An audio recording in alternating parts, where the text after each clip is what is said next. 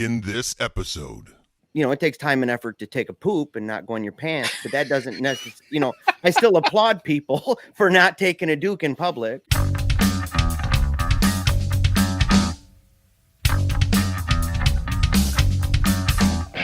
Welcome. You're listening to Paleo Cheese Podcast, episode 16, part 1, with Hunter Shea.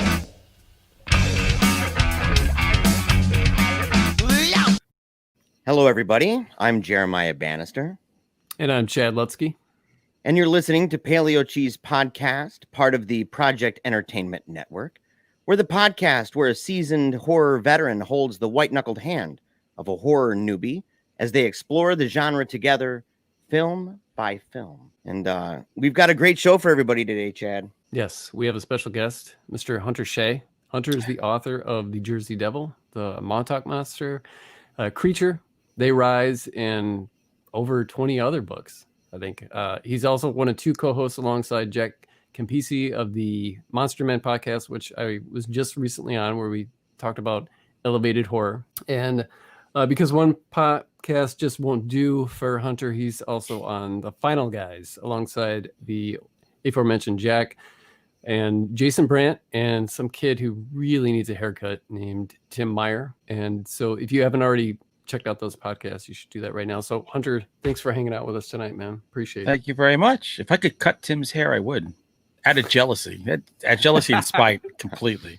I like messing with him. I miss that hair. I was going to save this for later, but I'll just say it right now that, we know a lot of the same people and we're like associate with a lot of same people in the circle, writing and all of that. And it's weird because you can know someone but not really know them, not ever even have a discussion, and maybe even know somebody for a long time and never have read them or talk to them online and just never had read them, very familiar with their book titles or their cover art or anything like that. And you were part of that. And I'll tell you why I hadn't picked up a book until recently.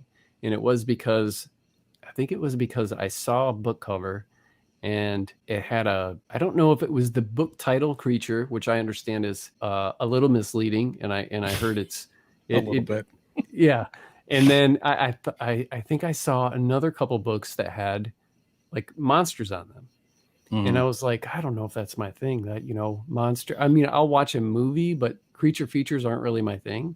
And then I think Tim had put one out, like a shark book or something. And yes. And I kept seeing them around. And then when I got to know you a little bit, and we've been talking and stuff, and then I was on your show, I was like, I ordered the book way before Monster Man. I think I told you it took like a month or 5 or 6 weeks to get the book here. Yep. But dude, I'll tell you what, man, I am so glad that I bought this book. It's right here, Slash. Oh, awesome. And because I'm loving it, man. I'm a little less than 100 pages in right now, but let me spoil it for you. No.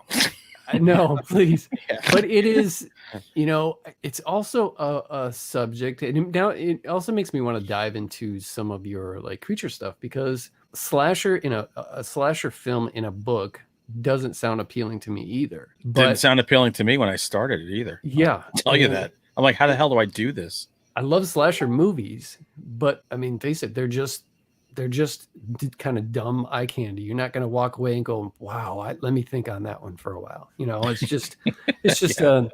Let me check out motivations of characters here. A quick, cheap thrill. And this one is really well written, and I really like it's just unique, dude. Yeah, man. I just wanted to praise you a little bit on the. Dude, that's more nice things than my wife has said to me all year.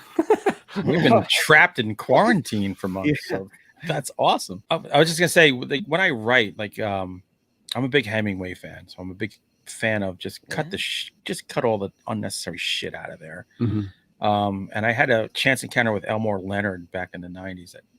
Those two things kind of like shaped the way I write. Just get to the freaking story, man. Yeah. And that's the beauty about horror. I don't have to get all fart sniffing. This is elevated fiction here. No, it's horror, man. And I love the genre. I mean, this is all I watch. Occasionally, dirty cartoons like Big Mouth. So it's what I love. So I'm writing what I love, and I love the genre. And taking on something like Slash, I was like, I don't know how I'm gonna translate like a slasher into a book, because slasher movies are just, it's a visual thing. Yeah, it really is. I'm like, I have to get inside the heads of these characters, which you don't do. You don't do a lot of head hopping. You just do weapon hopping. Yeah. In slasher movies. So it was a challenge, but I surprised myself, because I'm telling you, I did not know who the antagonist, like what the origin was going to be, until I wrote it like 3/4 in. It like came to me. I was like, oh yeah, that makes sense. So Cool. then I had to do a lot of imagine backtracking. that being tough, trying to like having the slow stalker. You know, like how would you put, for example, the end scene of It Follows? You know, I mean, you could put it in there, but I mean, you'd have to really figure out. It's easy to do visually, Right? To where you're wondering, is it the monster, this individual slowly creeping up, and without just saying that, Yeah, no, slowly approaching dauntingly. it's literally all about the characters. It's about the victims and the survivors, the whole thing. But then trying to find, look, I intentionally put like the stupid decisions that get made. So I was trying to honor the tropes that make a slasher movie. So they do some stupid things, but then they do things unexpected. And then there are some, you just have to create something brand new. And I tell everyone, I will challenge the Wraith to kick the living shit out of Jason any day. So I was just trying to make like a slasher killer that would just kick the butt of anybody else. I'm also a very I can be really hard to please. So I don't, if there's a book I don't like, I usually tell people to like not listen to me, because I think I got, after I started writing, things change. It's hard to like put blinders on anymore. And I don't know how it is for most writers, but for me, writing has taken some of the fun out of reading, because I'm constantly dissecting. And I would assume people who went to film school probably feel the same way in sitting in a movie theater and talking about, well, this would have been better if they would have done this shot from this angle or had this dialogue. And so I kind of do that. And so I'm trying to enjoy something, but I critique it along the way. So the slightest little bit of, poor that I feel is a poor sentence choice, or something that's just too predictable, I pick up on right away, and I have a hard time with it. But again, I'm not a very good. You shouldn't listen to me if I say a book is. You should listen to me if I say a book is good, but if I say it's bad, don't listen to anything I say. Oh, I like that. Yeah, I feel the same way about Chad when it comes to movies. There's certain movies that Chad, like, what's the one, man? What's the one that will go down in history as like I gave it like a 5 or something ridiculous. Unicorn City, man. Yeah, Unicorn City, and Chad was like, a 2 point something or other, and everybody booed. I mean, you could hear it around the world. It was echoed around the world, and no. I love when people boo my reviews. Yeah, that's like, that makes my day. Like the movie Host, we just did that on Final Guys, and everybody liked it. And I'm like, the producer of 1BR listened to the show. He goes, that was hysterical. He goes, because he noted that I said, if you're a teenager or of lesser intelligence, this is perfect for you. Oh no. No. And it was funny because that's an episode where like the producer and director listened to the show, and they were like, talking about it beforehand. And I'm like, but you know what? I got to be honest. I just didn't dig it. It wasn't my thing. Yeah. So, whatever. It might cost me an entire career, but fuck it. And it scared the living daylights out of me. But the thing is, I'm the newbie, obviously, right? I'm the white knuckle newbie that's terrified of everything under the sun. And so, I watch that thing, and part of the shtick here, man, is like, I got to watch it alone. Well, I don't watch it alone every time. Every once in a while, my wife will be downstairs with me. But like most of the time, turn off all the lights. I'm sitting there in a dark room late at night watching these movies on the big screen, getting traumatized all sorts of left and right. And I watched that, and man, I'll tell you, it may be the only movie I'd ever seen where my hair, you hear people say, and their hair stood up on end. I'd always kind of laughed at that because I'd been scared of stuff, but I don't recall. I never looked at my arm, But that night, man, my whole body, and I looked at my arm, and I'm like showing the camera. I can't wait to put the review out because you can see it in the camera. I mean, it's just like straight up on end. And I said, that is weird, man. So see, that's the beauty of art. It's like everybody has a different thing. To me, Zoom means work. I don't want to watch something that's associated with work. And I saw this movie already in Unfriended, so I was like, okay. I get that. I can't watch like shows like House or Scrubs or any kind of medical show because for the last 13 years I've done medical language stuff, and so all of their dialogue is just I'm typing it in my head, and it's just like I feel like I'm at work, so I can relate to that. Yeah, I don't want to hear all of these terms that I hear all day long. Even if there's a joke buried in there or drama buried in there, I am that is not escapism for me. I'm back at the computer, listening to the doctors. It's weird that that Jeremiah and I have we've only had the podcast since late spring or early spring or something like that, April I think, and we've been contacted a couple times from people that we covered their films. Yeah. And so we're so kind of nervous, and because we like to poke fun at bad movies, but at the same time, we're not out to hurt feelings. And when we reviewed, I think it was our second episode, we reviewed Killer Sofa. And that's such a fun movie. Yeah. And I mean, it's a B movie, but it's a really well done B movie. Yeah.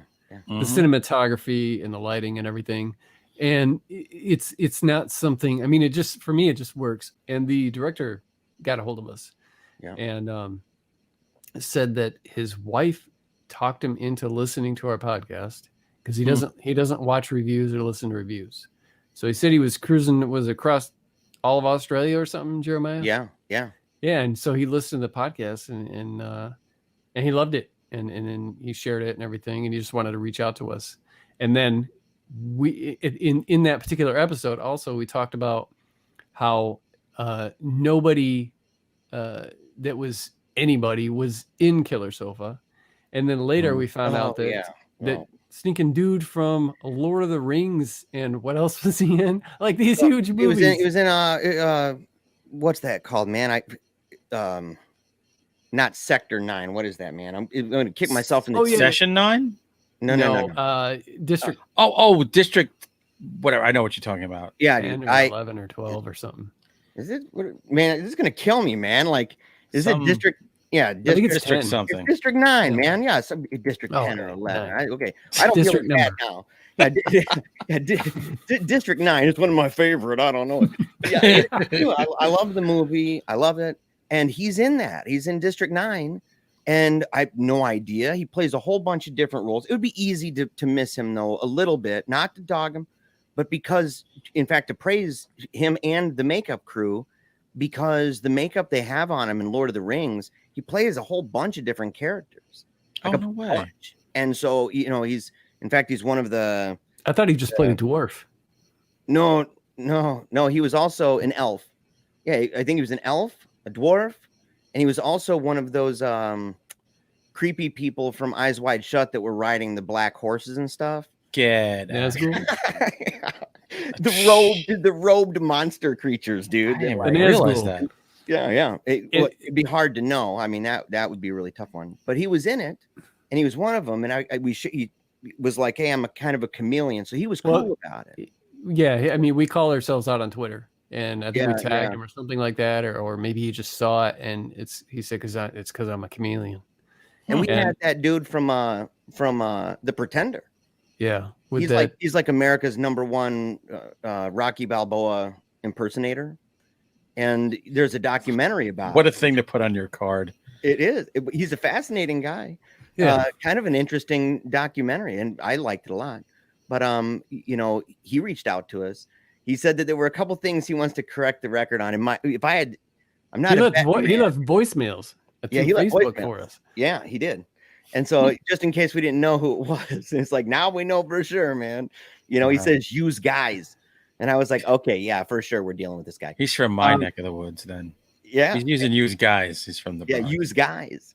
And he Yeah, he is a Jersey guy. I The think. record. Yeah, he is the Jersey guy. Yeah, because There- I used to live in Jersey. There's something about this year. Like we've been doing Final Guys for 3 years, and in just the last in 6 months, we've had producers and directors and actors reach out to us for movies we've done, and we've had them on the show since. And so then that's when you start to realize, oh shit, people are listening. Mm-hmm. Like creators are listening. So maybe we should. What do we do? You know, do we temper ourselves? Do we pull back a little bit? But my whole thing is I'll just let it all out. I'm just like, word vomit. Just whatever I'm feeling, I'm just going out there. Because my thing is this, if you're creating and putting stuff out in the public, like we've done, Chad, you got to have a thick skin. People are going to shit all over you, and people are going to love you, and you take it as it is. Yeah. And you know what?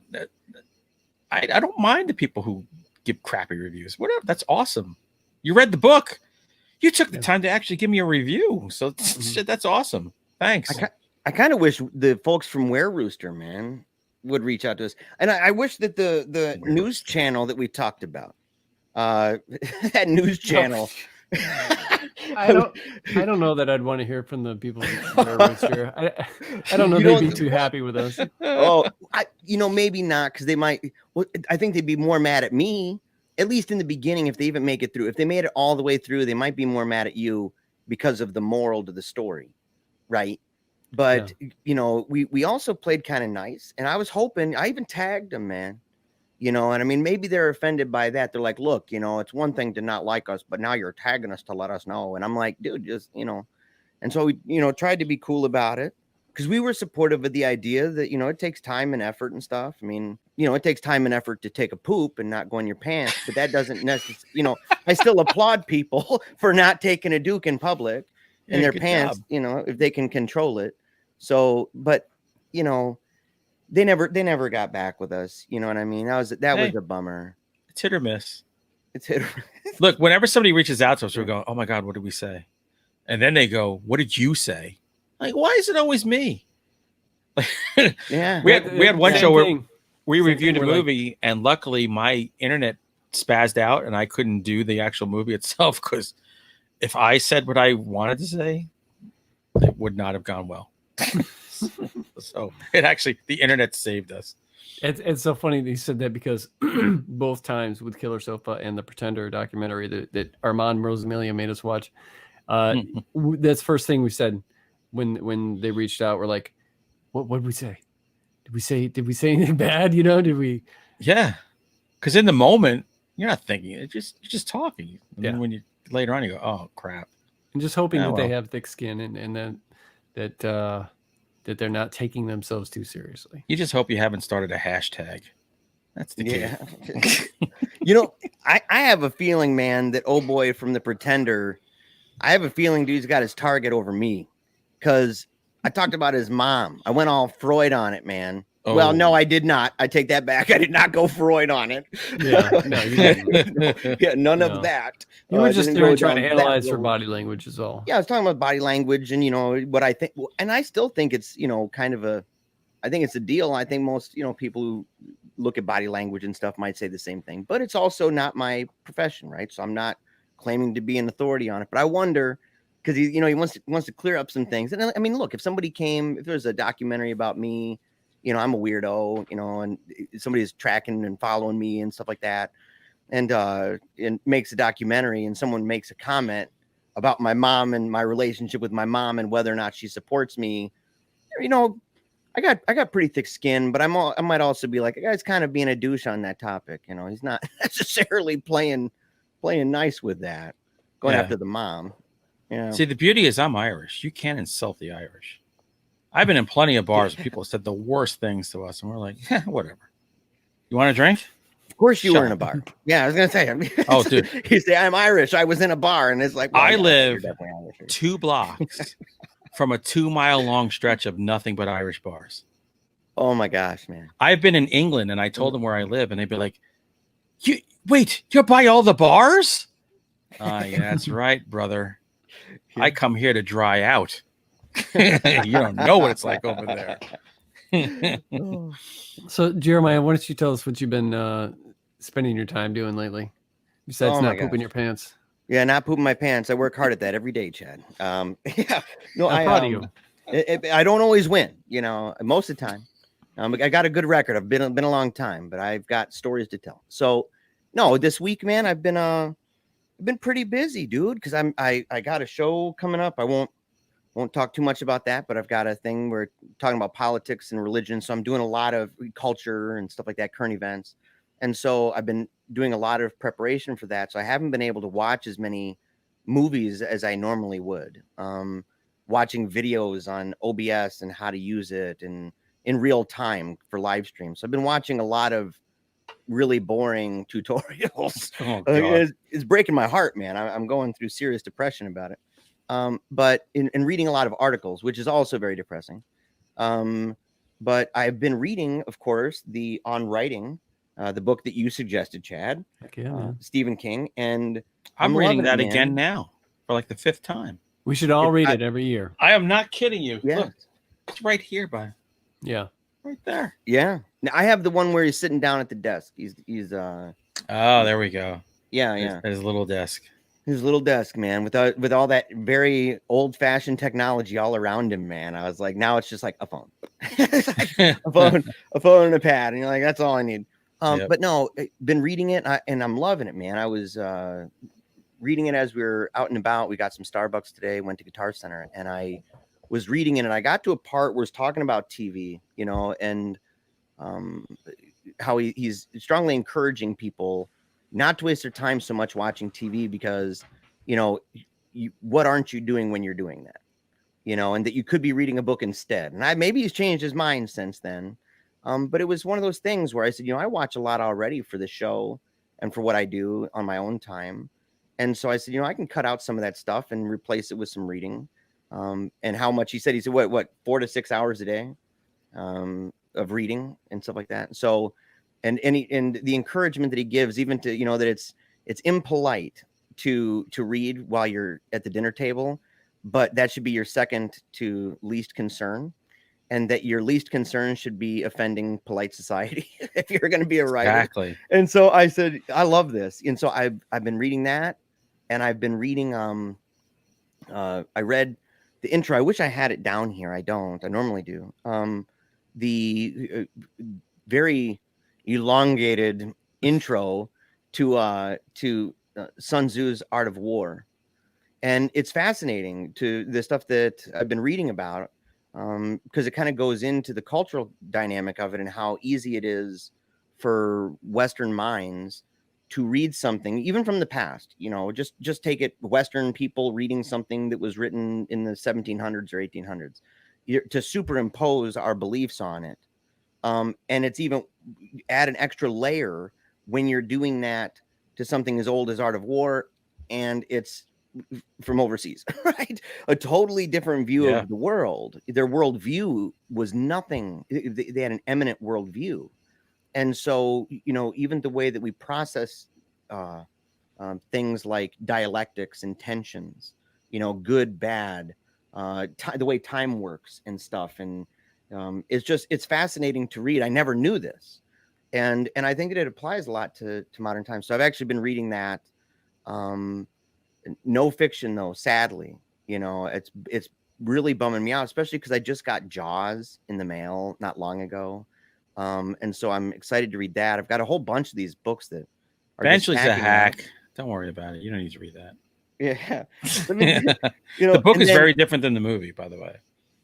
Yeah, that's what Jeremy Wagner was saying. He said that there's, pretty good differences in there, but I got it. And then as for TV and stuff, man, I'm still in the zone, dude, with He-Man. That's just what it is, dude. I'm watching these old cartoons and He-Man and Beavis and Butthead still. And so we're going through watching all. I love it. And I've been defending, just kind of processing in my mind, Beavis and Butthead and the cultural significance of that. And like, what is it really about, and the controversies where people, there's a cool documentary about them and the kind of death threats and craziness that surrounded the creators of that. Which makes no sense nowadays. Yeah, it makes no sense nowadays. You know, I mean, kind of like the it's satanic panic. It's You know, a stoner talking about TP for his bunghole and going to Lake Titicaca. I mean, come on. yeah, right, exactly. And so, and I think that it actually is smarter than a lot of people because they would say, well, this is just stupid. And yes, you know, it can, you know, it's kind of an opiate to the masses of dumb people in one way, but on the other hand, it's kind of cocaine for the brighter crowd. You know, they can you know, or Adderall. You know what I mean? Like they're like, man, there's a lot actually here to talk about, and to kind of talk about not just the political issues of the time, but also coming of age and young men, parents not around, TV generation, you know, working at, you know, a place they're not making much money. There's not a lot of prestige, right? A burger world. So I always thought that what they would do is they would take adults, like the things that you find so important as adult, like your priorities change, and just like go, why? What the hell is it? Like they just mock. And when you think about it, when you become an adult, you go, man, I think Beavis and Butthead were right. I want to be on the couch just friggin' in my Anthrax t-shirt watching movies. This sucks. And I like it too because and it's the last thing I'll say about it. And that's all that I've been watching and reading, basically. But you know, I feel that Mike Judge, you know, I feel that at least at that point in his life, and probably always, that they weren't politically correct in that, but they had political correctness as a dynamic in the show. You know, like there's one, and I think he kind of probably is like this Americana Dem, you know, I think that's, you know, Americana Democrat style guy. But there's an episode where Beavis and Butthead, they wanted to go into this place because they had a substitute teacher, a woman, saying that there was an event where there are these ladies that are going to be there, and she's saying that they're opposing these super hot chicks in Hollywood who are prostituting themselves out, and they just hear prostitute. And so they go, well, these ladies, he's like, you know, do they make you pay? And she's like, no, it's a free event. And they're like, what? Free hookers? Yeah, so they're like, well, we're going. So they go, and they're the only dudes there, and they're trying to mac on these women who, even in the way that the optics of it, they're just militant, right? Even wearing some militant clothing, right? And buzz cut hair and stuff. And they walk up, man, and it just total fail. I mean, one maces Beavis in the face, and Butthead's like, you know, you're, you know, calling him a dumbass, and then goes up and he tries doing the same thing, and all the women just come and start beating the crap out of him.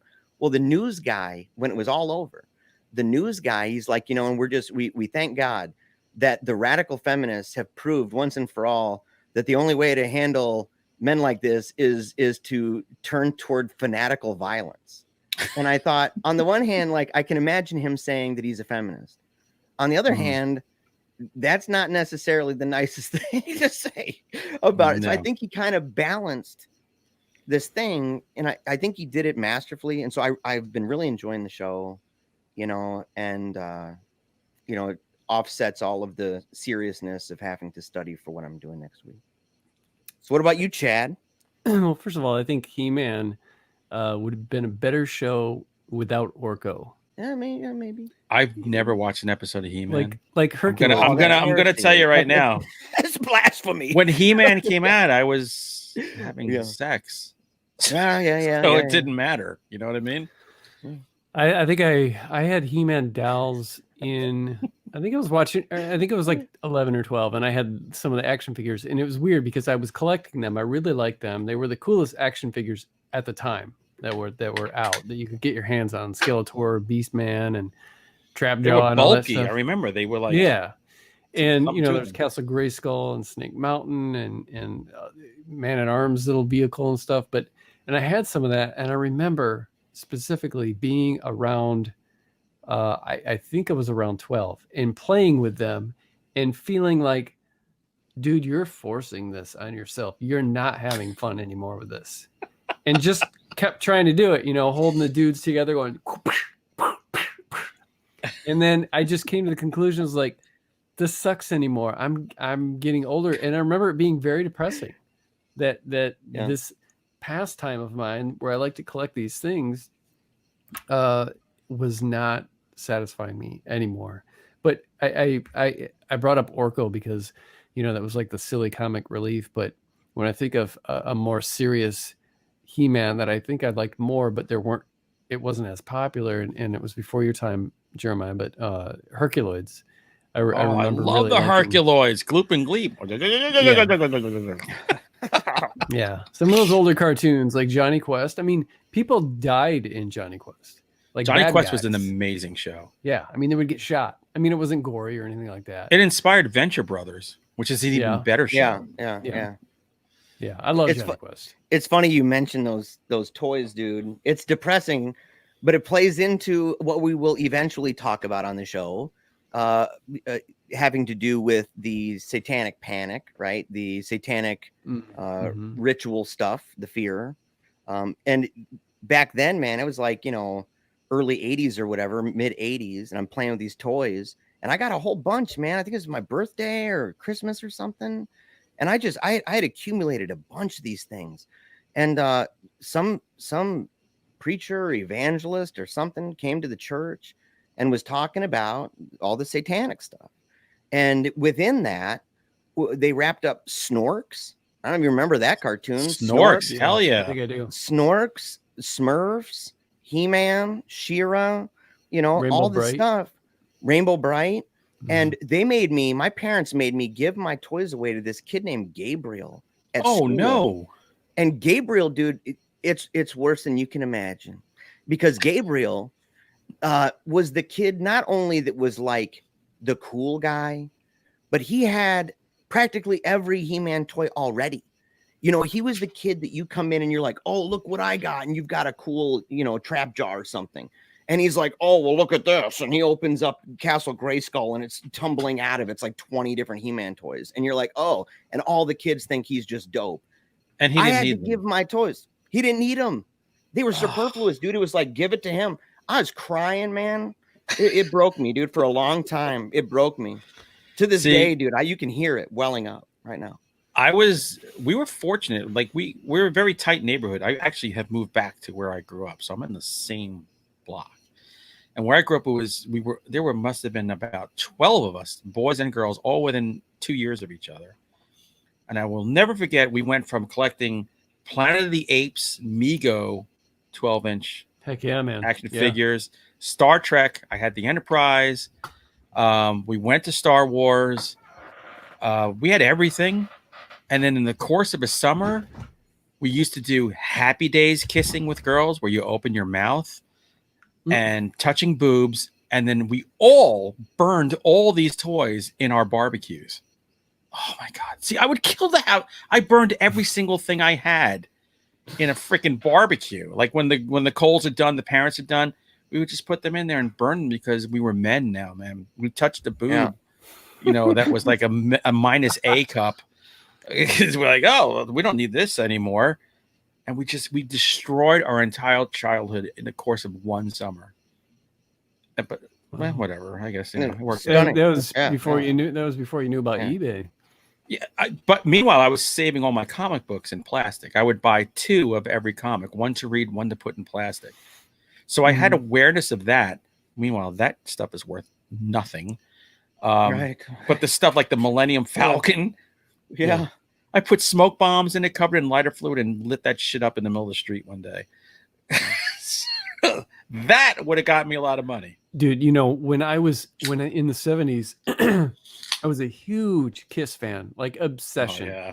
And my room was just plastered with all the posters. I had almost all the records. I had the Gene Simmons doll, because he was my favorite. And everything was, I had Kiss t-shirts and everything. And this started early. I think I started getting into them around like soon after they came out. So I think that was like 6 or 7. So this is like 1976, 1977. And by the time I was 12. This must have been like 81 or 82. Kiss Unmasked had come out. And so they were starting to kind of like not be that great anymore. I mean, I like that album, but I don't like much after that. Was I Was Made for Loving You, Baby, on that one? No, that was on Dynasty before Kiss Unmasked, I believe. Oh my God. Oh, I love that song. Oh, did you do some disco dancing to that song? No, That's a but total was disco song. What the hell Oh, were they absolutely. doing? There's a lot of disco type stuff around that era. But I Mm. remember I also had all the Kiss baseball cards, just a huge stack of them. And the Satanic Panic thing had started.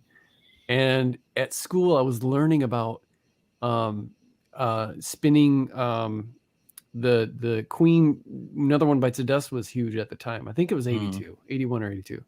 And then they started talking about how if you play that backwards, it says stuff like "we all smoke marijuana" or something like this. Yeah. And I got so freaked out by all the Satanic Panic stuff that I gave all of my Kiss records to somebody who was going to run a garage sale for a local organization to raise money. I gave them all that. Look at you being civic minded. And then dude, I was paranoid.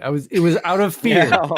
Yeah. It was not out of charity, not out of a good intentions. I was scared of burning in hell.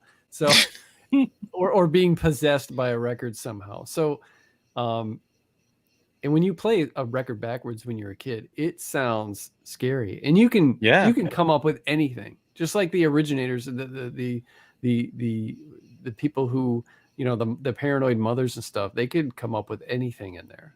And so it's like a ghost box now, those ghost shows. Yes. Exactly Sure. like that. But the stack of cards I had with the bubble gum and all that stuff, I mean, I don't know how many I had, but at least 100 or so. And I gave them to my uncle because I knew he had a burning barrel. And I told him to go burn these things for me. And then I started, once he left, I think I found out more about, within 20 minutes, I found out more about this Satanic Panic thing and how dangerous this stuff is. And being an impressionable, 11, 12-year-old, I was scared that he was going to get in some horrific accident because he had the demonic cards in his van on the way to Holy burn cow. them. And it didn't take too long before I regretted all of that, the Kiss stuff I got rid of all of the Kiss stuff. And all of my vinyl, it was all on vinyl, and all of the posters and the doll and the it's horrible, man. Gene Simmons could have bought it from you now and resold it for 5 times the value. But at least you get something for it. Yeah. But I got to tell you, what's funny? You're talking about the fear of the Satanic Panic. I grew up not far from the Son of Sam. David Berkowitz didn't live too far from us. And I remember that when they were starting to figure out that the 44 caliber killer came from our area.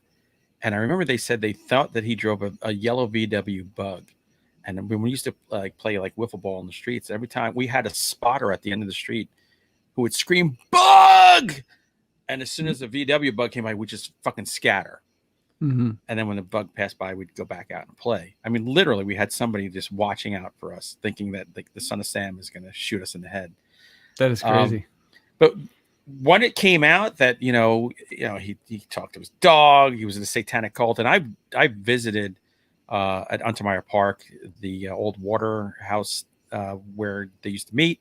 I've been in the tunnels down there. We thought it was the coolest thing on earth. We thought, as New Yorkers, we thought the Satanic Panic was the coolest thing ever. We used to hope that our parents were secretly in cults and doing weird shit. Because if they did weird shit, we could do weirder shit. It was exciting. We grew up unfiltered. I will, all of us, our parents let us watch and do anything. So we were exposed to I saw The Exorcist as a 5-year-old in the theater. So we were just fascinated by it. But I think when I look back, I'm like, if they were doing crazy crap, well, damn it, we could go even crazier. We didn't have to listen to them. So there was that hope, I hope mom and dad are hosting satanic key parties in the house, because I can do any friggin' thing I want now, and they can't tell me no. Key party. Yeah, they're worse than I am. Yeah, watching The Exorcist in the theater, smoking a cigarette at 5, that was my dad. Chain smoking cigarettes, watching The Exorcist. Yeah. Exactly. Yeah. And then drunkenly telling me all these facts. Max von Sydow.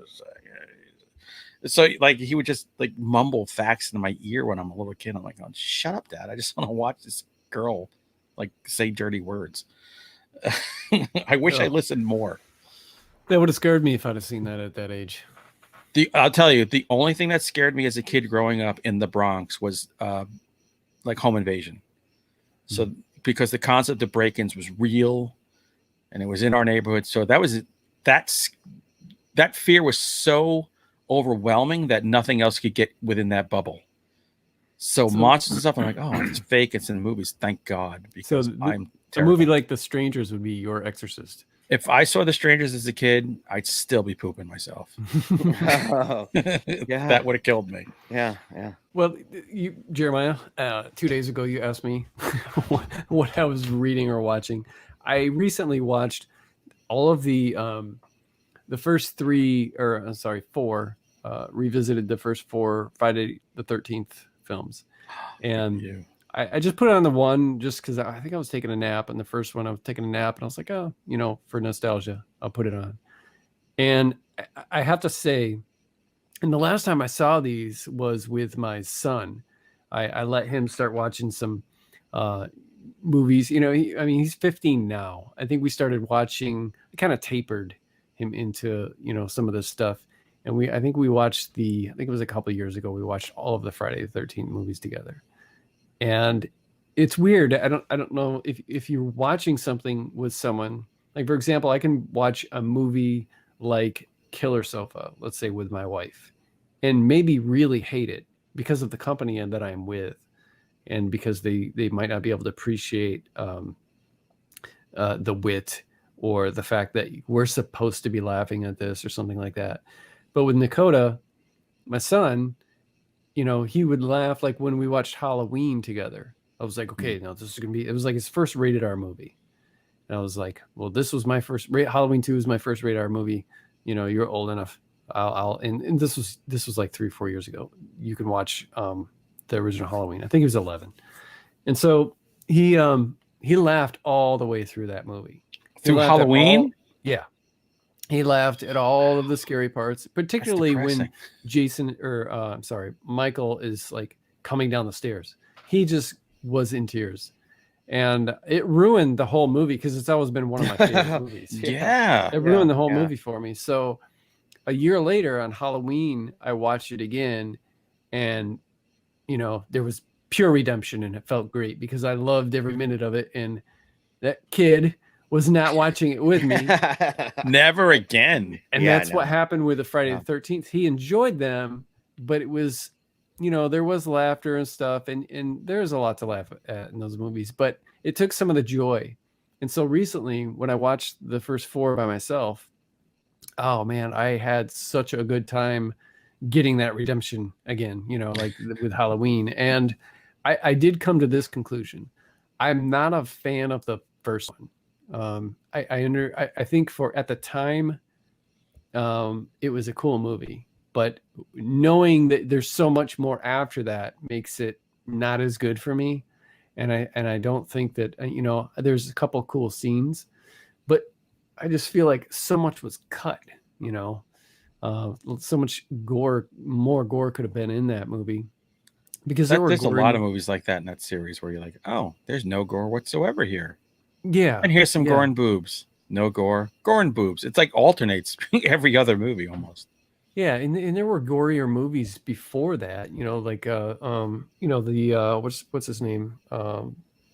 Herschel Gordon. He had stuff before that were that was blood-sucking freaks. Yeah, bloody stuff, man. Blood Feast and all that. And so it's not like it hadn't reached that level yet. It was past that level of gore, but there wasn't much gore in Friday the 13th, and I just didn't care for it that much. And it's weird because I've always loved 3 and 4 as my favorite in the series, and it's the only series I can think of that the up until 4, 1 through 4, the movies actually get better instead of worse. Other franchise that pulls that off the way that Friday the 13th does. Of course, that's subjective, but most people I talk to, a lot of people I talk to, their favorites are either 3 or 4.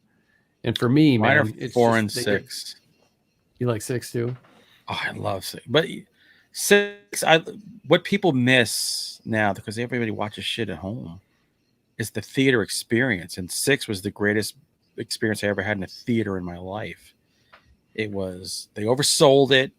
So a hot girl had to sit on my lap. We made out through almost the entire movie, and there was laughter and fireworks going off and people laughing and screaming. And like, it got so crazy in that first viewing that we hid in the movie theater. So we stayed for the second show. And so we could actually like enjoy the movie. But it was just, that was the best time I ever had a movie. So you have a lot of other stuff attached to it. Do you think that you would like it as much without all of that other, like? I showed it to my mother last year, and we had a ball. Yeah. So to me, it's still a fun movie. Any movie where Horseshack from Welcome Back, Kotter helps to revive Jason, come on, that's you can't beat that. He goes from like the killer to really the unkillable killer in that movie, and I just love it.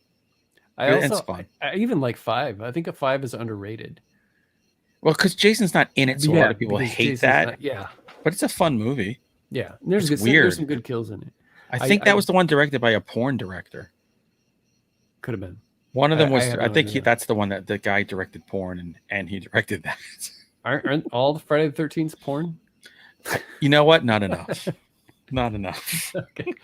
I do not like Jason X. It has one of the best kills in the entire franchise, but I can't stand that movie. We can't be friends. I don't like Jason Goes to Manhattan, which I just rewatched like 2 days ago. It was in the background while I was watching. I'm not big on working. That too. I was like, this movie sucks. Jason X, I actually like a lot. It was great fun revisiting those, and I had such a blast, man. I love them now more. I've always liked them, but I like them now even more. That I was able to get that love for them back.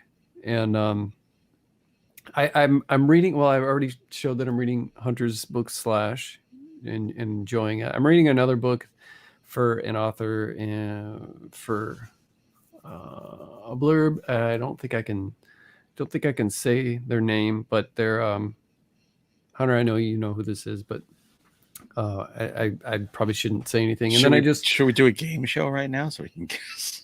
Yeah. Or we could just cut it out. Is it one of those pretty press people? Your luck with no whammies. Just be like, come on. Big money, no whammy. Author now, blam. Yeah. And I just read something else recently. Someone asked for a blurb. I think I've been asked for 8 or 9 blurbs this year, and I haven't given very many of them. Sometimes I just haven't had time. Some, maybe not blurb worthy. So, yeah, it's tough. You gotta be real careful with those. Yeah. So, but I appreciate people reaching out and stuff, and I feel bad, and I try to make an effort because I have gotten some amazing blurbs from people and taking the time, and I'm super appreciative of that. But so I guess I can't mention that, but I did want to mention one thing before I pass the torch to Hunter there, that today is our friend Jeremy Wagner's 50th birthday. Welcome to the club. Yeah, that's what I told him earlier. So all day hurts. I've been repping Jeremy's band, and so if by the time this episode's out, it will be a very belated birthday, but you should go celebrate the fact that it was his 50th by going to get one of his books or a Broken Hope album or drink 50 beers. Great, nice guy, man. Super nice guy. I love that guy. But Hunter, what have you been reading or watching? I mean, you're probably watching a ton of stuff for your show, and if you can't talk about some of that, that's fine. But no, I mean, I just finished In Search of Darkness, the 4.5 hour documentary on Shudder about 80s horror. I haven't seen all of it. I've watched maybe 90 minutes of it so far. I spent like 2 weeks. I watched a bit here, a bit there. And a couple of times my wife was like, look, we grew up in the 80s. We were dating in the 80s and renting 6-7 horror movies a weekend and just watching them. But it's so funny because she's just like, oh, geez, you're still watching that stupid thing? I'm like, I could watch this forever. If this was an eternal documentary, I could watch it absolutely forever. The only thing I wish they got was just more celebrities and creators to be on the show. Yeah, because there were just so many out there. But people like Keith David, and there's just Stuart Gordon, Larry Cohen, and they dedicated it to Larry Cohen, who he's one of my favorites. I'm glad that they It's didn't have a bunch of great. people like that weren't there. Like, I don't want to see another documentary that has Eli Roth in it. I'm not an Eli Roth fan. Yeah, and what was he like? 15 then, so we can't have him in there. But there are plenty of others I wish they had in there. But Tom Atkins was there, so there's just enough to keep you going. Where I could, if they told me they just loaded up another 4.5 hours, I'd be very excited. Yeah, it's probably my favorite thing I've watched all year at this point, other than Come to Daddy. Ooh, that was good, dude. That was good. We saw that Come to Daddy in the theater at an Alamo, and when we sit down, there's these plastic bags. There's a pen, and it looks like there's like chocolate or stuff all over the pen in the bag. It's the shit pen, which we didn't know. And like you pull it out and you lick off the chalk and you go, oh, this is your it says Come to Daddy shit pen. Really? Yeah, it was absolutely awesome. It's this whole like pandemic thing. The only two things I miss is going to the Alamo and going to a baseball game. Everything else I don't give a shit about. I'm perfectly fine staying inside my cocoon. So yeah, I finished Into Darkness, and I've been reading Blake Crouch's Wayward Pines series, which to me, Blake Crouch is probably one of the best fiction writers alive right now. His stuff is, I can't put it down. So I'm in the book. I was away in up in Maine, and I bought the first book because I'm like, I can't believe I haven't read these yet. Devoured it in like 2 days, and then just loaded up the other two on my Kindle. So I'm halfway through the second one, and just blows me away. I hate his guts. I wish I wrote it. I haven't read them, but they made a series with Matt Dillon, right? Is that the same? Yeah. Okay. So now I'm gonna have to watch this. Like now I'm like so invested. I can't get out. I'm gonna have to follow this to the end, as wherever it takes me. But man, it's so good. That's awesome. Yeah, I remember liking the show, but for some reason I don't think I finished it, or it got canceled. Did they finish it out? I can't remember. I don't know if they finished the end of it, which would be too bad. Look, if you just read the first book, you could walk away feeling completely satisfied, because that first book is really amazing. Yeah. The second book is really, really good too, but you can't. There's a punch at the end of the first one that you can't top.